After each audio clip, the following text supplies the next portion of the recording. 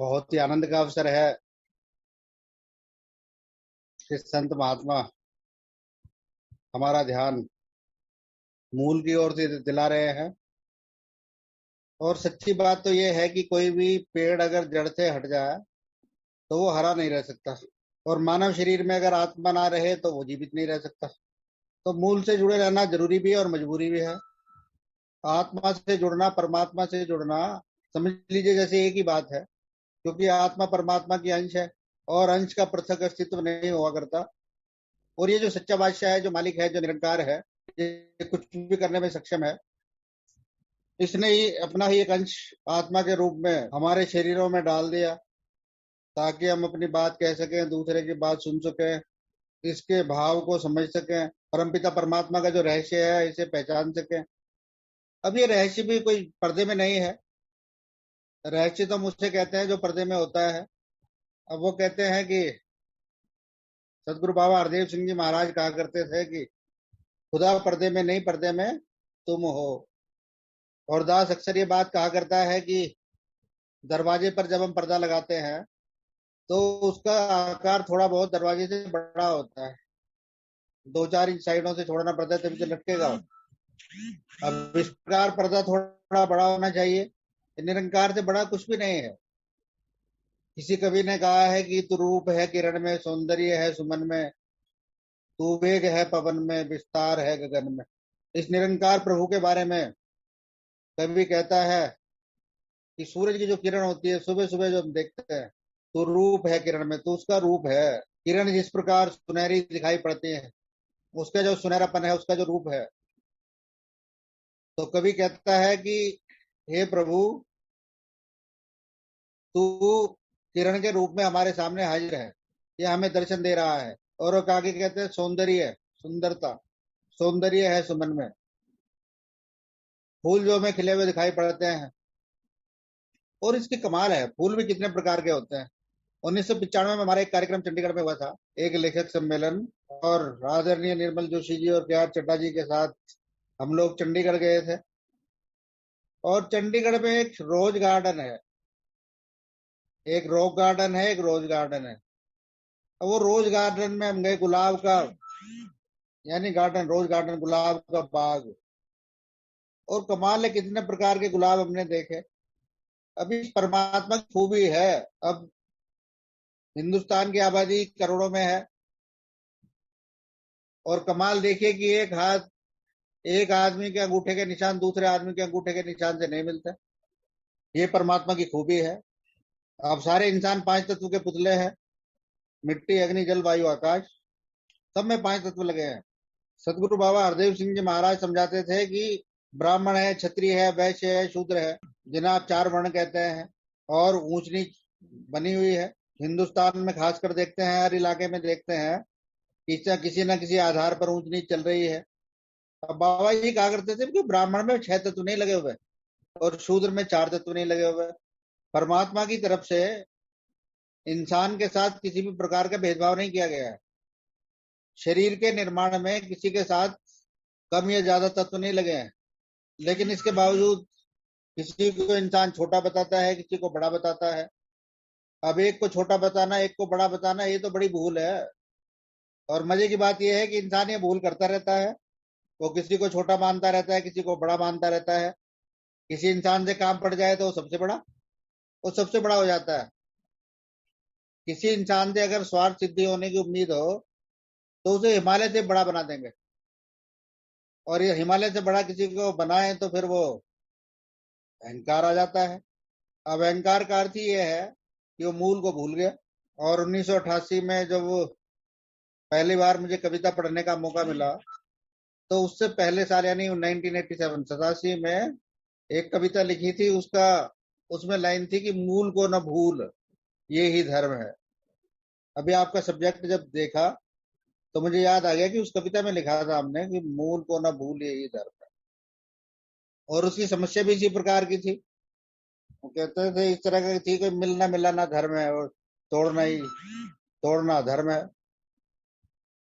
और महात्मा जो कह रहे हैं मूल को न भूल, यानी जोड़ने की बात कह रहे हैं कि जो तेरी जड़ है उससे जुड़ा रहे, नहीं तो पेड़ की तरह सूख जाएगा। और ये संदेश आज कोई पहली बार नहीं दिया जा रहा, प्राचीन काल से दिया जाता रहा है। अब सतयुग में प्रहलाद और सत्यवादी हरिश्चंद्र के नाम आते हैं सतयुग में। अब सतयुग में फिर वो प्रहलाद ने अपने पिताजी को ही संदेश दे दिया, हिरण्यकश्यप को। और बाबा जी कहा करते थे कि वे अपने पिता से बड़ा कोई नहीं होता, उम्र के लिहाज से बेटा बाप से छोटा होता है। और दूसरी बात है कि उम्र के साथ फिर वो भी बाप बन जाता है। अपने पिता से बढ़कर कोई नहीं होता, बड़ा कोई भी नहीं होता। लेकिन प्रहलाद को हिरण्यकश्यप से बड़ा मानते हैं। अब राम जी का तो पूरी दुनिया में नाम लिया जाता है, दशरथ जी का नाम तो नहीं लिया जाता उस तरह। हालांकि दशरथ जी की आलोचना भी नहीं होती, हिरण्यकश्यप की तो आलोचना होती है। अब हिरण्यकश्यप की आलोचना होती है तो सिर्फ एक ही कारण है, और कारण यह है कि वो अपने आप को ही परमात्मा मानता था कि मैं ही हूँ। और कहते हैं कि उसने वरदान भी बड़े प्राप्त हुए तो किए हुए थे कि ना अंदर मिलेगा मरेगा, ना बाहर मरेगा, ना किसी हथियार से मरेगा, ना सुबह मरेगा, ना शाम मरेगा। इस तरह के वरदान प्राप्त किए हुए थे। अब मरने की जितनी संभावनाएं हो सकती है सारी खत्म की हुई थी, तो अभिमान बहुत ज्यादा आ गया। तो मूल को भुलाने वाली जो चीज है वो है अहंकार। जैसे दास ने पहले कहा कि मूल से जुड़ना तो हमारी मजबूरी भी है, ये जरूरी भी है। अब दास जब पहली बार जुड़ा तो रमेश जी बोल रहे थे, रमेश जी हमारे मित्र है और माँ की महिमा कर रहे थे वो। और माँ की महिमा लगातार की जाती रही है। तो कहते हैं जननी और जन्मभूमि स्वर्ग से भी बढ़कर है। तो माँ की बहुत महिमा है, और माँ की महिमा किसी शरीर के कारण से नहीं है। माँ की महिमा उसकी सहनशीलता के कारण है। देखिए, मालिक की कृपा है, हम परिवार में रहते हैं, हमारे बच्चे हैं। अब हम जब पैदा हुए तो हमारी माँ को जो कष्ट सहना पड़ा, हमें उसका अंदाजा नहीं है, क्योंकि हम पुरुष हैं। पुरुष कभी भी उस दर्द को नहीं जान सकता, स्त्री जो दर्द झेलती है। हमारी पत्नी ने पैदा किए हैं, हमारी बहनों ने पैदा किए हैं। हर स्त्री माँ बनने के बाद संपूर्ण होती है, लेकिन माँ बनना आसान नहीं है। वो जो दर्द सहती है अपने बच्चे को पैदा करने के लिए, माँ जिस दर्द को सहन करती है, वो दर्द उसे माँ बनाता है, वो दर्द उसे स्वर्ग से भी बढ़कर बनाता है। अगर महात्माओं ने लिखा कि जननी और जन्मभूमि स्वर्ग से भी बढ़कर है, तो यार ऐसे ही नहीं लिख दिया। वो दर्द का सहन था, दर्द को सहन का गया था। और अगर देखें तो माँ तो सृष्टि का मूल है। और सदगुरु बाबा हरदेव सिंह जी महाराज के वक्त में निरंकारी राजमाता जी एक बार स्टेज पर विराजमान थे। तब इस तरह की चर्चा हुई थी कि किसी बच्चे से सवाल किया गया कक्षा में। अध्यापक ने कहा कि भाई स्वर्ग की मिट्टी लेकर आओ। और स्वर्ग की मिट्टी कहां से लाए? स्वर्ग जीते जी तो आज तक कोई गया नहीं, और मरने के बाद भी कोई गया हो तो इसकी क्या गारंटी है? स्वर्ग में जाकर तो किसी ने दावा किया नहीं कि मैं स्वर्ग में गया हूं। स्वर्ग की बात, नर्क की बात किताबों में लिखी गई है, विचारकों से हमने सुनी है, और उस बात को हम स्वीकार करते हैं। वो कहते थे कि स्वर्ग की धूल लेकर आओ। अब बच्चे कहाँ से लेकर आए? लेकिन बच्चे भी कमाल होते हैं, माँ भी कमाल है तो बच्चे भी कमाल है। किसी इंसान ने किसी बच्चे को बताया कि माँ के चरणों के नीचे जो धूल है वो स्वर्ग की धूल है, क्योंकि माँ के चरणों में स्वर्ग है। और वो माँ के नीचे की जो मिट्टी थी उसे लेकर चला गया। टीचर ने पूछा कि हाँ स्वर्ग की मिट्टी ले आया? वो कहे जी हाँ ये लो। उन्होंने कहा भी कोई आज तक तो स्वर्ग गया नहीं, तू कैसे चला गया? लेकिन महात्माओं के पास रहस्य होते हैं, इलाज होता है। सिर्फ समस्या नहीं होती, इलाज भी होता है। अब जो उसका गुरु था जिसने उसे बता दिया कि भी माँ के चरणों के नीचे जो जगह है उसे वो स्वर्ग है। अब माँ के चरणों के नीचे स्वर्ग, बेसिकली तो माँ भी पांच तत्वों की बनी है, पिता भी पांच तत्व का बना है, तो भेदभाव तो कोई है नहीं। लेकिन स्वर्ग माँ के चरणों में बताया गया, किसी और के चरणों में तो बताया नहीं है। बिल्कुल क्लियर कट कहा गया कि माँ के चरणों में है। और जिसने कहा कि वो तो कहते जननी और जन्मभूमि तो स्वर्ग से भी बढ़कर, स्वर्ग से भी ऊपर बताया। अब सिलसिले इस प्रकार चलते हैं कि बातें उलझ जाती हैं, और उलझती है तो उसे हम परमात्मा ने हमें कोई कमी नहीं बनाई। इंसान इंसान को परमात्मा ने अपने जैसा पैदा किया है, बल्कि अपने से भी बढ़कर कहना चाहिए। और बढ़कर इसलिए कि एक बार सवाल पैदा हो गया, अकबर ने बीरबल से पूछा कि कौन सा ऐसा काम है जिसे हम कर सकते हैं लेकिन परमात्मा नहीं कर सकता। अब सवाल तो बड़ा मुश्किल वाला सवाल है। जिसे सर्वव्यापक और सर्वशक्ति मानते हैं, सर्वशक्तिमान मानते हैं। अब सर्वव्यापक भी है और सर्वशक्तिमान भी है। अब जो इंसान है वो तो सर्वव्यापक है नहीं। अब मैं इस समय दिल्ली में हूं तो दिल्ली में ही हूँ, आप रोहतास में है तो रोहतास में ही है, दूसरी जगह तो है नहीं। शरीर की तो एक मर्यादा है, एक सीमा है, लेकिन परमात्मा रोहतास में भी है और दिल्ली में भी है, लंदन में भी है, मॉस्को में भी है, काबुल में भी है, कंधार में भी है। अब क्या कहे कि अकबर कर दे, लेकिन परमात्मा या अल्लाह मियां नहीं कर पाए। लेकिन बीरबल भी बीरबल था, तो बीरबल से पूछा कि भाई हम ऐसा काम कौन सा कर सकते हैं जो परमात्मा नहीं कर सकता, अल्लाह मियां नहीं कर सकता। बीरबल ने कहा कि महाराज, आप किसी इंसान को अपनी सल्तनत से बाहर कर सकते हैं, देश निकाला दे सकते हैं, लेकिन परमात्मा किसी को देश निकाला नहीं दे सकता, सल्तनत से बाहर नहीं कर सकता। अब अकबर तो सल्तनत से बाहर कर देगा, फिर सल्तनत की सीमा है, एक लिमिट है, उसके अलग तो बाहर तो है। हर सल्तनत की एक सीमा होती है, लेकिन परमात्मा की सल्तनत की कोई सीमा नहीं है। जैसे कहा नहीं कि रूप है किरण में, सौंदर्य है सुमन में, तू वेग है पवन में। हवा चलती है बहुत तेज, वेग, हवा से बढ़कर वेग किसी का भी नहीं है। और वेग बनाने वाला कौन है? परमात्मा। बल्कि कवि ने तो परमात्मा के रूप के वेग को परमात्मा का रूप का, तो वेग है पवन में, विस्तार है गगन में। अब आसमान की आप लिमिट बना सकते हैं, कहां से शुरू और कहां खत्म होगा? सारे में ही, सब में ही परमात्मा दिखाए। ये जो आसमान तो ऊपर पूरा आसमान ही दिखाई पड़ता है, हमारी आंखों की तो सीमा है, लेकिन आकाश की तो सीमा है नहीं। तो इस प्रकार ये जो सच्चाई है, इस सच्चाई को स्वीकार करना चाहिए।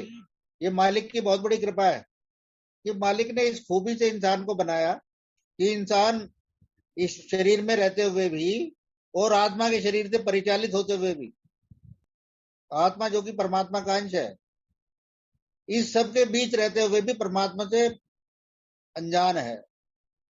कबीरदास जी कहा करते थे कि कस्तूरी कुंडल बसे मृग ढूंढे वन माही, कि कस्तूरी हिरण के नाभि में बसती है और उस खुशबू से बेचैन होकर वह सारे जंगल में घूमता रहता है, ढूंढता रहता है। कस्तूरी कुंडल बसे मृग ढूंढे वन माही, ऐसे ही घटघट राम है दुनिया देखे नाही। इसी प्रकार घटघट में राम है। और बहुत पहले वो गीत हम सुना करते थे कि हे रोम रोम में बसने वाले राम। अब रोम जो है नहीं, जो हाथ में जो ये जिस छोटे छोटे सुराग जिसमें से बाल निकलता है, पैर में सुराग जिसमें से बाल निकलता है, इतना छोटा। और कई बार दास ने कहा कि ये इटली वाला रोम नहीं है, ये रोम जिससे बाल निकलता है, छोटी सी। इस छोटी सी जगह में भी पूरा का पूरा परमात्मा समाया हुआ है। हे रोम रोम में बचने वाले राम। और ऐसे राम के दीदार किसने कराए? सदगुरु की कृपा से हुए, नहीं तो हमें तो पता ही नहीं। हमें भी तो किसी ने बताया कि माँ के चरणों में स्वर्ग है, जननी और जन्मभूमि स्वर्ग से बढ़कर है। तो किसी ने हमें बताया तो हमें पता लगा। और माँ को पहली गुरु माना जाता है। कहते हैं मातृदेव भव, पितृदेव भव, अतिथि देव भव, राष्ट्र देव भव। तो माँ का स्थान पहला आया, पिता का स्थान उसके बाद में आया। और भारतीय संस्कृति में जो परंपरा है कि सीताराम जब बोलते हैं, सीता जी का नाम पहले आता है। राधे श्याम बोलते हैं तो राधा का नाम पहले आता है। लक्ष्मी नारायण बोलते हैं तो लक्ष्मी जी का नाम पहले आता है। तो इस प्रकार माँ की महिमा को महत्ता दी गई है, माँ की महिमा का गान किया गया है। और माँ की महिमा का गान करने का मतलब है सहनशीलता का गान, अपनी संतान को गले लगाए रखने का सम्मान। माँ का सम्मान करने का मतलब है कि वो अपनी पूरी संतान को गले लगा लेती है। और बाबा गुरबचन सिंह जी महाराज कहा करते थे कि हम सब एक है, एक ही संतान है, एक ही माता पिता के संतान। अलग अलग नहीं हुआ करती, उन्हें कहते हैं अलग अलग रहकर भी वो एक ही यूनिट होती है, एक ही होती है। और अवतार वाणी में लिखा है परम पिता परमात्मा कण कण तेरा वास, कण, इस तरह की बात कही गई है। और वहां कहते हैं परम पिता परमात्मा सब तेरी संतान, भला करो सबका प्रभु, सबका हो कल्याण। अब परमात्मा ने तो भलाई किया है सबका, परमात्मा ने तो कभी बुरा किया नहीं। धूप दी है तो इंसान के लिए, सर्दी दी है इंसान के लिए, गर्मी दी है इंसान के लिए, छांव दी है इंसान के लिए, नदी का पानी दिया है इंसान के लिए। लेकिन इंसान दुख पैदा कर लेता है, परमात्मा ने तो दुख पैदा नहीं किया। मैं अक्सर ये बात कहा करता हूं कि परमात्मा ने दुख बनाए नहीं है। और उसका मेरा तर्क है कि हम जो घरों में रहते हैं अपने बच्चों के लिए दुख पैदा नहीं करते। कोई माता पिता अपने बच्चे के लिए दुख पैदा नहीं करता। और देखा तो ये जाता है कि बच्चे का कोई सामान हो ना आना हो तो पहले तो उसका ही आएगा, बाप का तो बाद में आएगा, माँ का भी बाद में आएगा, उसकी साड़ी बाद में आएगी, बच्चे का सामान, बच्चे का जो बैग है वो पहले आएगा, उसकी किताबें पहले आएंगी। जब हम इंसान होने के कारण, इंसान होने के बावजूद अपनी संतान के लिए दुख पैदा नहीं करते तो परमात्मा क्या दुख पैदा करेगा? सवाल ये कि फिर दुख पैदा कहां से होता है? दुख पैदा तब होता है जब हम सोचते हैं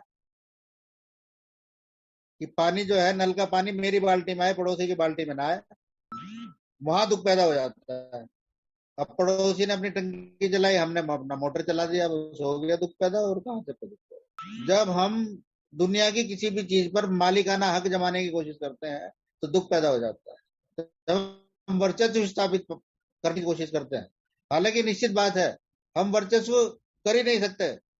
हम अपने बाल को काला नहीं रख सकते, बाल सफेद भी होता है और फिर उठ भी जाता है, खत्म भी हो जाता है। एक छोटे से बाल पर हमारा अधिकार नहीं है और हम दुनिया पर अधिकार करने की कोशिश सोचते हैं। सही बात यह है कि जो मूल परमात्मा है इसको भूलने के बाद, इसे भूलेंगे तो तभी तो अहंकार पैदा होगा। अगर इसे याद रहेगा तो अहंकार क्यों पैदा होगा? और साथ संगत करने का कारण ये है, उदय कुमार जी ने अगर यहाँ ये सबको इकट्ठा किया है तो इसी कारण से इकट्ठा किया कि मूल को भूल ना जाए, अहंकार में ना आ जाए। क्योंकि अहंकार ही इंसान को प्रेम से दूर करता है, परिवार से दूर करता है, मुक्ति से दूर करता है, भक्ति से दूर करता है। तो यही प्रार्थना है आपके श्री चरणों में कि आप भी अहंकार से बचें, दास भी अहंकार से बचें। और महात्माओं ने बड़े प्रेम के साथ दास का सम्मान दिया। ये आपका प्रेम है, मेरा इसमें कुछ भी बड़प्पन नहीं है। बस आप यही प्रार्थना कीजिए कि इस शरीर से कभी भी कोई ऐसा काम ना हो जिससे मिशन पर कोई धब्बा लगे या गुरु पर कोई धब्बा लगे। यही प्रार्थना है आपके लिए भी, अपने लिए भी। प्यार से कहिए, धन निरंकार।